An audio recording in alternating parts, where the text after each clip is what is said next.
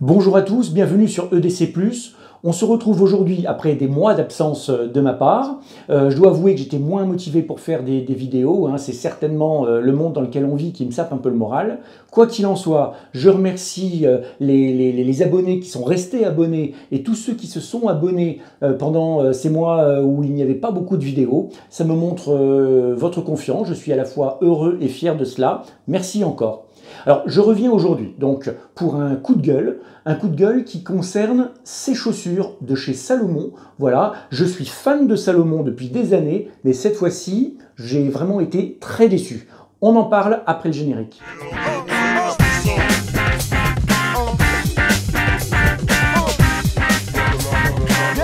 Alors, ces chaussures, ce sont les Ultra Glide 2 de chez Salomon, donc. Pourquoi j'ai acheté ces chaussures?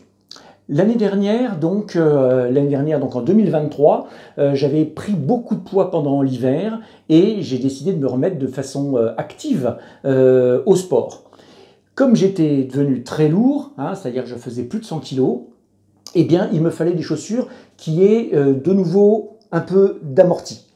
J'ai regardé chez Salomon parce que j'ai toujours été fan de Salomon et du coup j'ai trouvé ce modèle qui me semblait tout à fait convenable pour moi, pour mon poids et pour la reprise.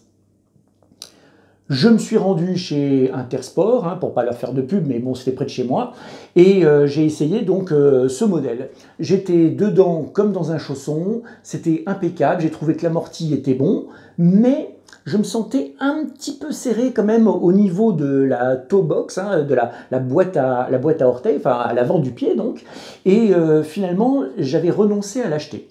Je farfouille sur internet pour essayer de trouver une autre chaussure, et je vois que ce modèle donc existe en version wide, c'est-à-dire en version large. Du coup, je l'achète, ça me coûte 120 € l'année dernière, je ne sais pas combien elle vaut cette année, donc 120 €, Ultra Glide 2 de chez Salomon. Je commence à courir avec ces chaussures, à marcher, courir, enfin bref, je reprends le sport de manière assez intensive, et au début, je suis plutôt satisfait. Mais en fait, je m'aperçois très vite de deux défauts. Je ne vais pas parler des qualités de cette chaussure.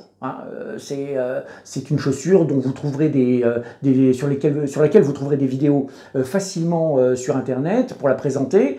Elle est très légère, elle est souple, elle a de l'amorti, il y a le laçage facile, enfin bref, elle a beaucoup de qualités. Mais moi, je vais insister sur deux défauts et j'espère qu'il y a des gens de chez Salomon qui me regardent parce que là, c'est quand même pas possible.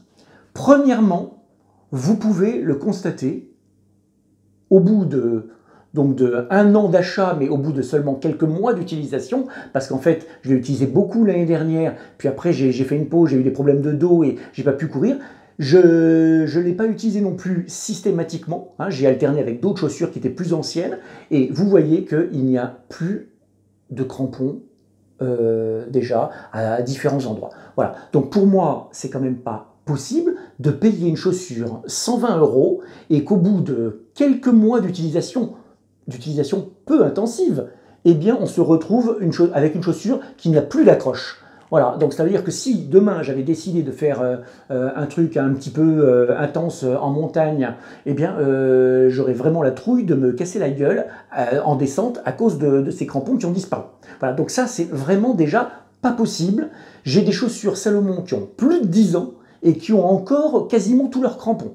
Donc franchement, c'est ce modèle sur lequel Salomon a mis des crampons très tendres, et donc c'est peut-être bien pour le confort, mais par contre ça ne va pas du tout pour la durabilité de la chaussure. Alors qu'on voit que le reste n'est pas abîmé du tout, franchement c'est une chaussure qui au niveau des crampons ne vaut pas le coup. Ça c'est la première chose. La deuxième chose, c'est à l'intérieur que ça se passe. Je ne sais pas si on va bien voir, mais dans les chaussures actuelles, souvent vous avez à l'intérieur de la chaussure une espèce de chausson qui apporte vraiment un confort optimal. Et chez Salomon, là, pour celle-ci, le chausson est en fait en deux parties. Vous voyez, il y a une partie devant là et une partie derrière. Et si on peut voir, alors attendez, peut-être comme ça, on va voir quelque chose. Vous voyez, là, la partie de chausson un peu à l'avant n'est pas collé, n'est ni collé, ni cousu sur la chaussure. Ce qui fait que vous avez donc à l'avant comme à l'arrière, vous avez des cailloux qui se mettent à l'intérieur, comme ça, entre la partie chausson et la partie extérieure de la chaussure. Et ces cailloux, donc, du coup, ils sont gênants. Et on est obligé de s'arrêter pour virer les cailloux qui sont coincés là-dedans. Donc, ça aussi, je me dis, mais c'est pas possible. Je veux dire, Salomon a des dizaines d'années d'expérience maintenant dans le trail.